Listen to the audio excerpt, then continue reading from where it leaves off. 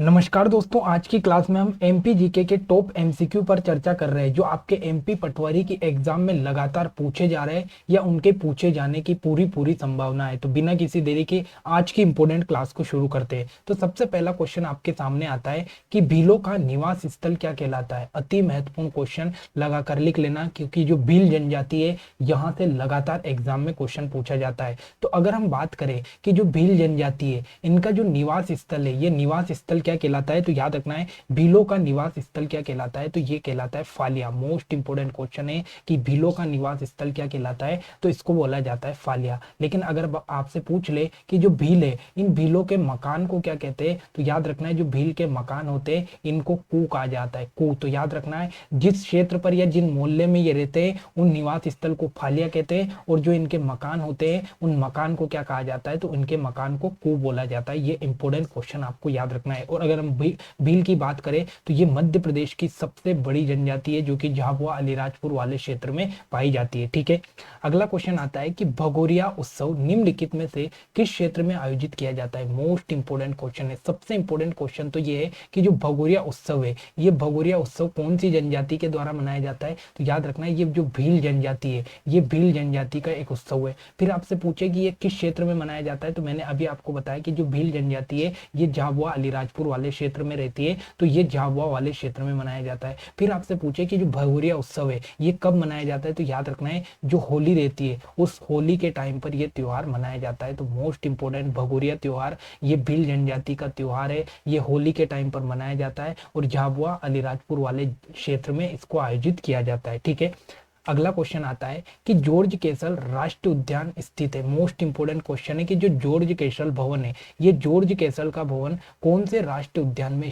है। Most important, कई बार exam में पूछा गया है। तो याद रखना है जो जॉर्ज कैसल का भवन है ये आपके जो माधव राष्ट्रीय उद्यान है, इस माधव राष्ट्रीय उद्यान में एक जॉर्ज कैसल का भवन बना हुआ है। और माधव राष्ट्रीय उद्यान कहाँ पर है, तो याद रखना है ये शिवपुरी में स्थित है। मोस्ट इंपोर्टेंट याद रखना है कि माधव राष्ट्रीय उद्यान कहाँ पर है, तो ये शिवपुरी में स्थित है। और यहीं पर क्या बना हुआ, तो जॉर्ज कैसल का भवन बना हुआ है। ठीक है, अगर आपसे पूछे कि बांधवगढ़ राष्ट्रीय उद्यान कहाँ पर है, तो ये मध्य प्रदेश के उमरिया जिले में है, उमरिया जिले में है। फिर आपसे पूछे कि जो कान्हा राष्ट्रीय उद्यान है ये कहाँ पर है, तो ये मंडला जिले में है। और कान्हा राष्ट्रीय उद्यान मध्य प्रदेश का सबसे बड़ा राष्ट्रीय उद्यान है। फिर आपसे पूछे कि जो संजय राष्ट्रीय उद्यान है ये कहाँ पर है, तो ये सीधी में स्थित है, सीधी में स्थित है। मोस्ट इंपोर्टेंट क्वेश्चन दोस्तों, कान्हा किसली राष्ट्रीय उद्यान के बारे में याद रखना है। मध्य प्रदेश का सबसे बड़ा राष्ट्रीय उद्यान कान्हा किसली राष्ट्रीय उद्यान है। उसके बाद में मध्य प्रदेश का पहला टाइगर रिजर्व कान्हा किसली राष्ट्रीय उद्यान है, ये भी याद रखना है। ठीक है, अगला सेलाना वन्य जीव अभ्यारण्य किस जिले में स्थित है। मोस्ट इंपोर्टेंट क्वेश्चन है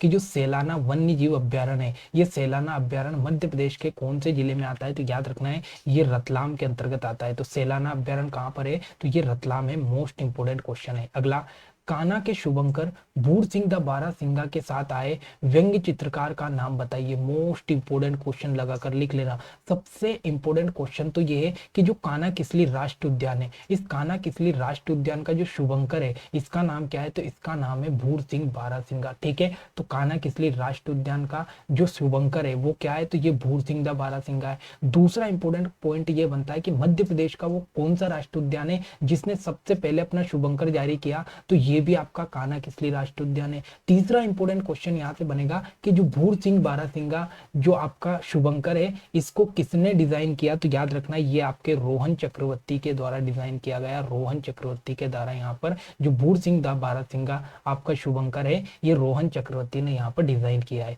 अगला, मध्य प्रदेश का सबसे छोटा वन्य जीव अभ्यारण्य कौन सा है। ये भी इंपोर्टेंट क्वेश्चन है कि मध्य प्रदेश का सबसे छोटा अभ्यारण्य कौन सा है, तो याद रखना है मध्य प्रदेश का सबसे छोटा अभ्यारण्य राला मंडल अभ्यारण्य। मोस्ट इंपोर्टेंट क्वेश्चन है कि मध्य प्रदेश का सबसे छोटा अभ्यारण्य कौन सा है, तो वो राला मंडल अभ्यारण्य है। और ये कहां पर है, तो ये मध्य प्रदेश के इंदौर जिले में है। मोस्ट इंपोर्टेंट, अगर आपसे पूछे कि मध्य प्रदेश का जो सबसे बड़ा अभ्यारण्य है वो कौन सा है, तो याद रखना है दोस्तों वो है आपका नोरादेही। नोरादेही अभ्यारण्य जो है ये मध्य प्रदेश का सबसे बड़ा अभ्यारण्य है जो कि मध्य प्रदेश के सागर जिले में स्थित है, सागर जिले में स्थित है। तो ये इंपोर्टेंट पॉइंट आपको याद रखना है। अगला, कोयला उत्पादन में मध्य प्रदेश का कौन सा स्थान है? अति इंपॉर्टेंट क्वेश्चन है दोस्तों।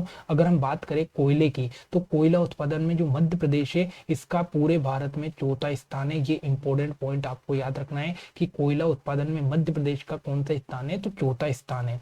अगला क्वेश्चन आता है कि मध्य प्रदेश का गेरू उत्पादन में कौन सा स्थान है? अति इंपॉर्टेंट क्वेश्चन है। जो गेरू है इसके उत्पादन में जो आपका मध्य प्रदेश है इसका प्रथम स्थान यहाँ पर आता है। मोस्ट इंपोर्टेंट क्वेश्चन है। अगला, स्लेट उत्पादन में किस राज्य का प्रथम स्थान है? अति इंपॉर्टेंट क्वेश्चन लगाकर लिख लेना, कई बार एग्जाम में बना है कि जो स्लेट है इस स्लेट के उत्पादन में मध्य प्रदेश का कौन सा स्थान है, तो मध्य प्रदेश इसमें पहले स्थान पर है। फिर आपसे पूछा जाता है कि मध्य प्रदेश में एकमात्र कौन सा जिला है जहां पर स्लेट का उत्पादन किया जाता है, तो वो आपका मंदसौर जिला है। मंदसौर जिला एकमात्र जिला है मध्य प्रदेश का जहां पर क्या होता है, तो जहां पर स्लेट का उत्पादन होता है, और स्लेट में जो मध्य प्रदेश है ये पहले स्थान पर है, याद रखना है। अगला, विश्व में कोयले की सबसे मोटी परत मध्य प्रदेश के किस जिले में पाई जाती है? अति इंपॉर्टेंट क्वेश्चन है, तो याद रखना है जो कोयले की सबसे मोटी परत है, ये कोयले की सबसे मोटी परत मध्य प्रदेश का जो सिंगरौली जिला है इस सिंगरौली जिले में पाई जाती है। मोस्ट इंपॉर्टेंट क्वेश्चन है कि जो विश्व में सबसे मोटी कोयले की परत है वो सिंगरौली जिले में पाई जाती है, और इसीलिए जो सिंगरौली का एक क्षेत्र है जिसका नाम है बेड़न, तो इस बेड़न को मध्य प्रदेश की ऊर्जा राजधानी कहा जाता है। ये भी इंपॉर्टेंट फैक्ट आपको याद रखना है। अगला, मध्य प्रदेश की पहली खनिज नीति कब लागू की गई? मोस्ट इंपोर्टेंट क्वेश्चन है कि मध्य प्रदेश की जो पहली खनिज नीति है वो कब लागू की गई, तो ये 1995 यानी 1995 में आपकी मध्य प्रदेश की जो पहली खनिज नीति है ये पहली खनिज नीति लागू की गई। फिर आपसे पूछे कि मध्य प्रदेश में वर्तमान में कौन सी खनिज नीति लागू की गई, तो याद रखना है वर्तमान में या नवीन 2010 में आपकी नवीन खनिज नीति लागू की गई, ये आपको इंपोर्टेंट याद रखना है। अगला, मध्य प्रदेश में तैरता हुआ सौर ऊर्जा प्लांट कहां पर प्रस्तावित है? मोस्ट इंपोर्टेंट क्वेश्चन है कि मध्य प्रदेश में तैरता हुआ सौर ऊर्जा पावर प्लांट लगाया जाएगा, और ये कहां पर लगाया जाएगा, तो ये ओकारेश्वर में लगाया जाएगा जो कि खंडवा जिले के अंतर्गत आता है। ये इंपोर्टेंट फैक्ट आपको याद रखना है। अगला, मध्य प्रदेश का पहला सौर ऊर्जा आधारित गांव कौन सा है, तो याद रखना है जो मध्य प्रदेश है इस मध्य प्रदेश में सबसे पहला सौर ऊर्जा आधारित गांव की अगर हम बात करें तो ये है आपका कस्तूरबा गांव, और याद रखना है ये कौन से जिले में आता है, तो ये इंदौर जिले में आता है कस्तूरबा गांव। ठीक है।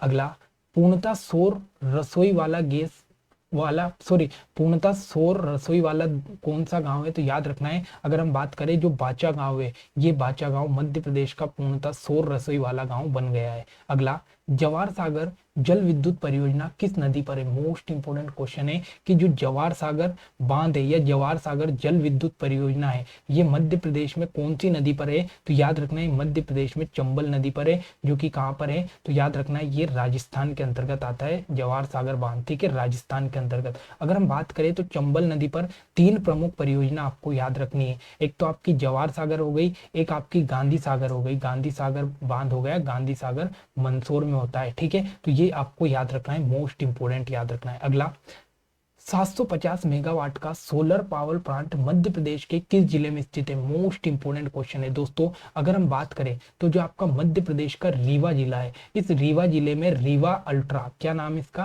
रीवा अल्ट्रा सौर पावर प्लांट स्थापित किया गया, और ये कितने मेगावाट का है, तो ये 750 मेगावाट का है, और याद रखना है इसमें 250 मेगावाट की 3 यूनिट लगाई गई है। तो आपसे सीधा क्वेश्चन पूछेगा कि Rewa ultra solar power plant कितने मेगावाट बिजली उत्पादन करेगा, तो ये 750 मेगावाट बिजली उत्पादन करेगा। कितने मेगावाट की 3 यूनिट है, तो 250 मेगावाट की 3 यूनिट यहाँ पर लगाई गई है। ठीक है, इसका right answer option number B होगा। अगला क्वेश्चन आता है कि मध्य प्रदेश में सरसों की हांडी किस क्षेत्र को कहा जाता है? मोस्ट इंपोर्टेंट क्वेश्चन है कि जो मध्य प्रदेश है इस मध्य प्रदेश का वो कौन सा क्षेत्र है जिसे सरसों की हांडी कहा जाता है, तो याद रखना है जो मध्य भारत वाला क्षेत्र है इस मध्य भारत वाले क्षेत्र को क्या कहा जाता है, तो इसे सरसों की हांडी कहा जाता है। और यहाँ पर मैप में अगर सबसे ऊपर देखोगे तो ये वाला जो क्षेत्र है ये मध्य भारत वाला क्षेत्र है, और इसी को सरसों की हांडी कहा जाता है क्योंकि यहाँ पर सरसों का उत्पादन सबसे ज्यादा होता है। और अगर आपसे पूछे कि मध्य प्रदेश का वो कौन सा जिला है जहां पर सरसों का उत्पादन सबसे ज्यादा होता है, तो ये मध्य प्रदेश का मुरैना जिला है, मुरैना जिला है। ठीक है, ये आपको याद रखना है। फिर आपसे मालवा के पठार के बारे में याद रखना है कि यहाँ पर काली मिट्टी पाई जाती है मालवा के पठार में, और ये सबसे बड़ा पठार है मध्य प्रदेश का। सबसे बड़ा जो क्षेत्र है, सबसे बड़ा जो पठार है, ये मालवा का पठार है, जो कि 28% भाग पर फैला हुआ है। मोस्ट इंपोर्टेंट आपको याद रखना है। अगला, चांदनी ताप विद्युत केंद्र की शुरुआत कब की गई? मोस्ट इंपोर्टेंट क्वेश्चन है कि जो चांदनी ताप विद्युत केंद्र है मध्य प्रदेश में, इसकी शुरुआत कब की गई? तो इसकी शुरुआत 1953 में की गई। मोस्ट इंपोर्टेंट है। 1953 में आपका चांदनी ताप विद्युत केंद्र स्थापित किया गया, और यह मध्य प्रदेश का पहला ताप विद्युत केंद्र है। आपसे पूछेगा कि मध्य प्रदेश का पहला ताप विद्युत केंद्र कौन सा है, तो ये चांदनी ताप है, और इसकी स्थापना 1953 में की गई है। अगला, विंध्याचल ताप विद्युत केंद्र कहाँ स्थित है? मोस्ट इंपोर्टेंट क्वेश्चन है दोस्तों कि जो विंध्याचल ताप विद्युत केंद्र है ये कहाँ पर है, तो ये सिंगरौली जिले में आता है। मोस्ट इंपोर्टेंट क्वेश्चन है कि विंध्याचल ताप विद्युत केंद्र कहाँ पर है, तो ये विंध्याचल ताप विद्युत केंद्र मध्य प्रदेश के सिंगरौली जिले में है। और अगर आपसे पूछे कि मध्य प्रदेश का सबसे बड़ा ताप विद्युत केंद्र कौन सा है, तो मध्य प्रदेश का सबसे बड़ा ताप विद्युत केंद्र है विंध्याचल ताप विद्युत केंद्र। अगला आता है कि मध्य प्रदेश के किस भौतिक प्रदेश को विंध्य कगार कहा जाता है? मोस्ट इंपोर्टेंट क्वेश्चन है, तो याद रखना है जो विंध्य कगार प्रदेश है ये किसे कहा जाता है, तो याद रखना है जो मध्य प्रदेश में रीवा पन्ना वाला पठार है, इस रीवा पन्ना के पठार को क्या कहा जाता है, तो इसे विंध्य कगार प्रदेश भी कहा जाता है। दोस्तों, अगर आपसे पूछे कि जो आपका बुंदेलखंड का पठार है इसकी सबसे ऊंची चोटी कौन सी है, तो इसकी सबसे ऊंची चोटी आपकी कौन सी आती है, सॉरी इसकी सबसे ऊंची चोटी आती है सिद्ध बाबा की चोटी। सिद्ध बाबा की चोटी किस पठार में पाई जाती है, तो ये बुंदेलखंड के पठार की सबसे ऊंची चोटी है। ठीक है,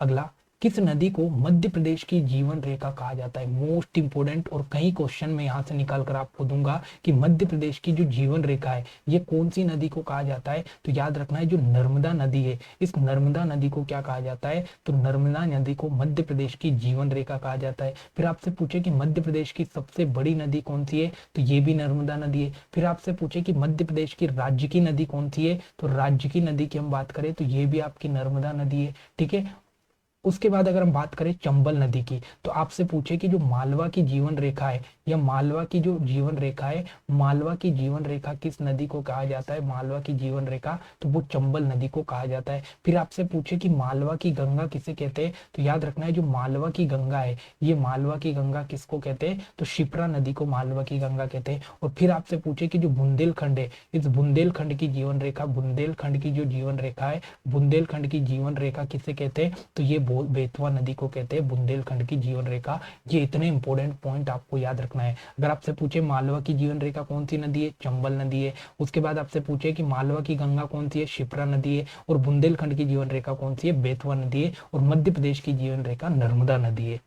अगला क्वेश्चन कि चूलिया जलप्रपात किस स्थान पर है? मोस्ट इंपोर्टेंट क्वेश्चन है कि जो चूलिया जलप्रपात है ये किस स्थान पर है, तो ये भैंसरोगढ़ राजस्थान में आता है। मोस्ट इंपोर्टेंट क्वेश्चन है कि चूलिया जलप्रपात किस कहां पर है, तो ये भैंसरोगढ़ राजस्थान में आता है। फिर आपसे पूछे कि जो चूलिया जलप्रपात है ये किस नदी पर है, तो ये चंबल नदी पर, चंबल नदी पर बना हुआ है। और चंबल नदी पर एक और जलप्रपात आपको मोस्ट इंपोर्टेंट याद रखना है जिसका नाम है पाताल पानी जलप्रपात। पाताल पानी जलप्रपात कहाँ पर है, तो ये भी आपका चंबल नदी में है, जो कि कहाँ आता है, तो ये मऊ में आता है, मऊ में आता है। तो ये इंपोर्टेंट आपको याद रखना है।